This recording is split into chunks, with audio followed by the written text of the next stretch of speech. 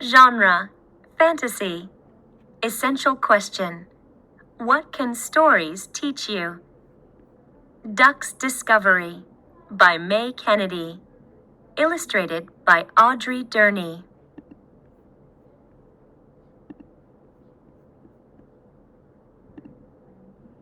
Chapter 1.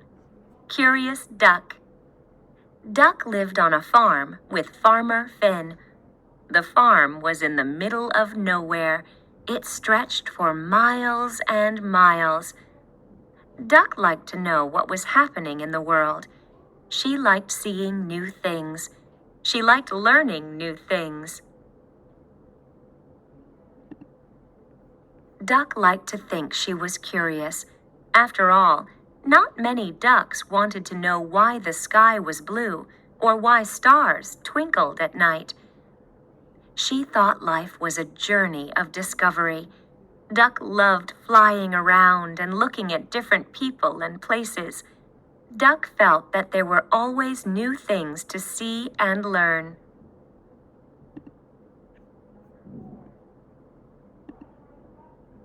Farmer Finn was nothing like Duck. He was not curious.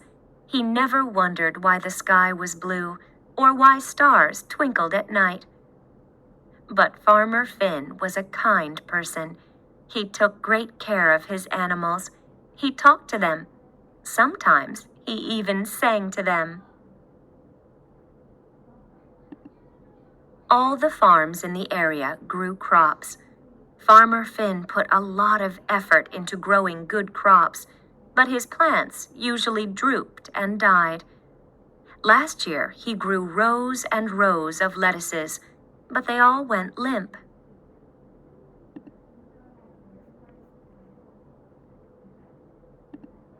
Chapter 2. Learning to Grow.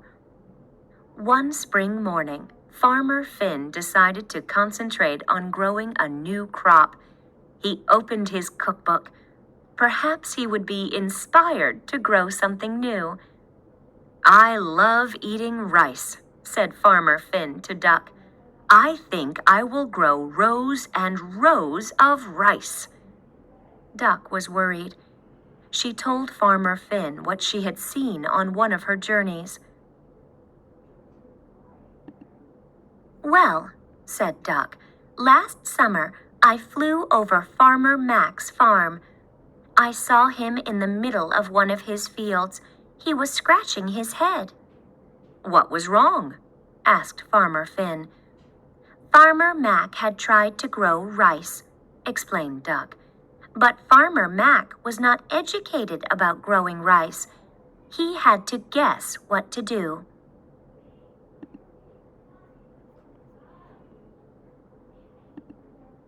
Farmer Finn listened carefully. "Did Farmer Mac make a good guess?" asked Farmer Finn.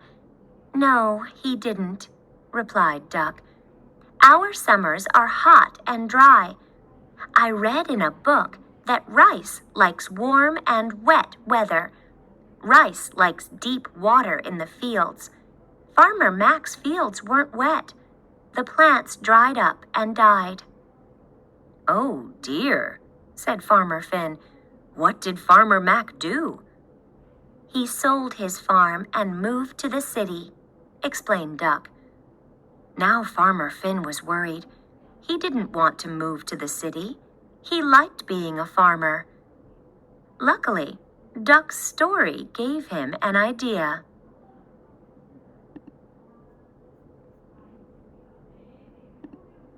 Chapter 3. A Journey of Discovery. Farmer Finn hoped that Duck would like his idea. "How would you like to go on another journey?" he asked. "That sounds wonderful," said Duck. "What do you want me to do?"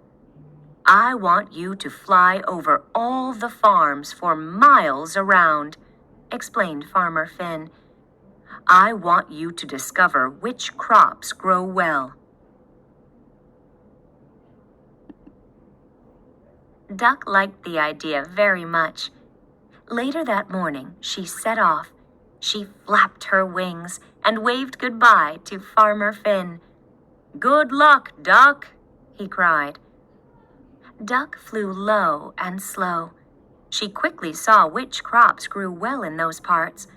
For mile upon mile, field upon field, row upon row, all Duck could see were corn plants.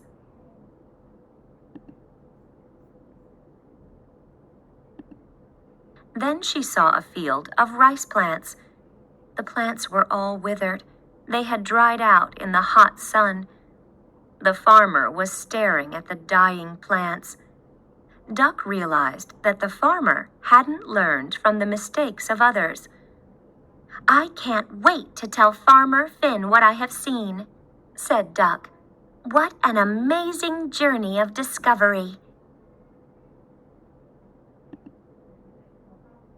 Farmer Finn watched and waited for Duck to return. Before long, he heard a loud quack in the sky. Duck dived down to tell Farmer Finn what she had discovered. "Well," said Farmer Finn eagerly, "which crops should we plant?" "There is only one crop to grow," said Duck. "Corn is king in these parts."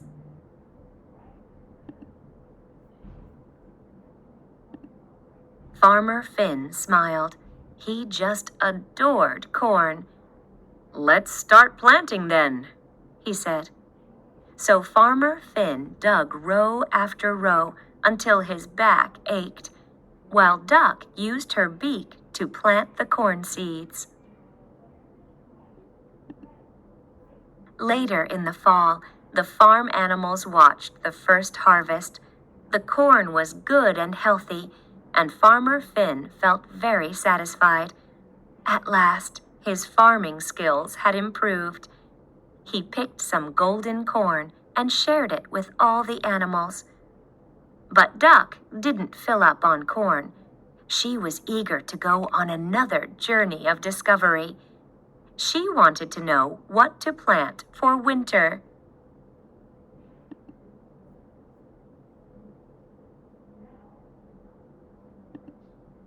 The Lion and the Fox. Once there was a very old lion. He could not run fast, so he could not catch the other animals, and his teeth and claws were no longer sharp. So the old lion thought of a clever plan. He would make the animals come to him. He called out to Rabbit, "Please help me, Rabbit. I am sick." When Rabbit came near his den, Lion gobbled him up. Then he called out to Mouse and then Chicken. The foolish animals all fell for his plan. Lion gobbled them all up.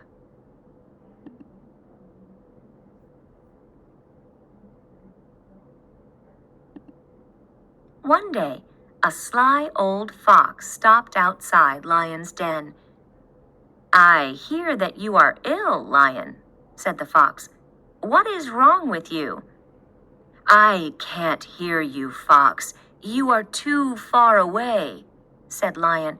"Come closer." But the fox was clever. He saw many animal footprints going into the den, but no prints came back out. "Good try," said the fox. "But remember, foxes are tricksters, so I know a trick when I see one." The moral of the story is to learn from the mistakes of others.